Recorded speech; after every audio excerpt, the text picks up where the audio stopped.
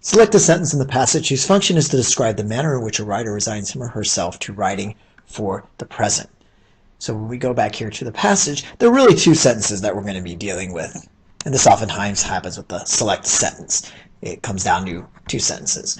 The first one says, that leaves the president as the only audible judge of his work, but the present is made up of precisely the people whom the writer cannot live among, which is why he subtracts himself from the actual world in order to deposit a version of himself in his writing. This idea, this process of subtracting himself, that is important. Because when we go back here, notice the question, it says the manner. How does a writer go about accepting, resigning? Okay, I'll put up with the present. And he does so, she does so, by subtracting himself and coming up with this new version or this version of himself in his writing. So, therefore, the best sentence is indeed this sentence. So I'm going to put brackets and a star around the correct answer. There it is. The last sentence, starting with the approbation of the living, is thus meaningful to a writer only insofar as he can convince himself that it is a proxy or substitute.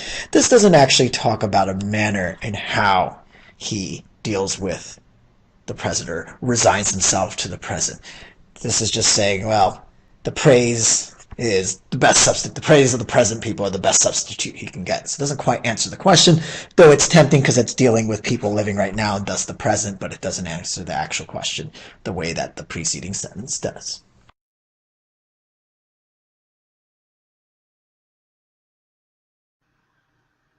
The author of the passage believes that writers are ambivalent to recognition because it is. Again, ambivalent means having mixed emotions or feelings. It says here in the passage that writers are ambivalent because they are ambivalent about their relationship to the present. And what that means is, well, the writer really cares about the past. It's dead writers who he or she is trying to impress.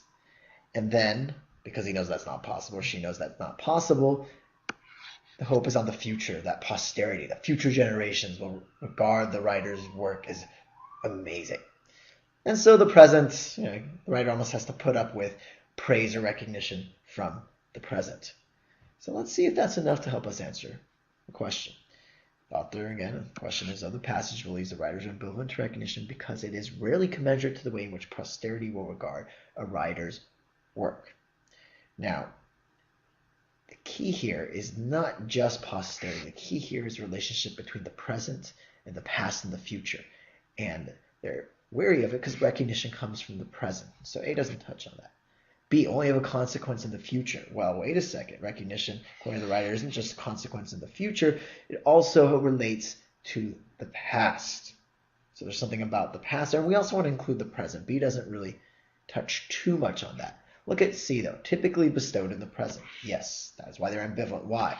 Well, whereas a writer is more concerned with the approbation from the past and the future. And so, recognition, something we get now, the writer doesn't really care too much about now. He really likes recognition, but it's more the past and the future. And that's consistent with the passage.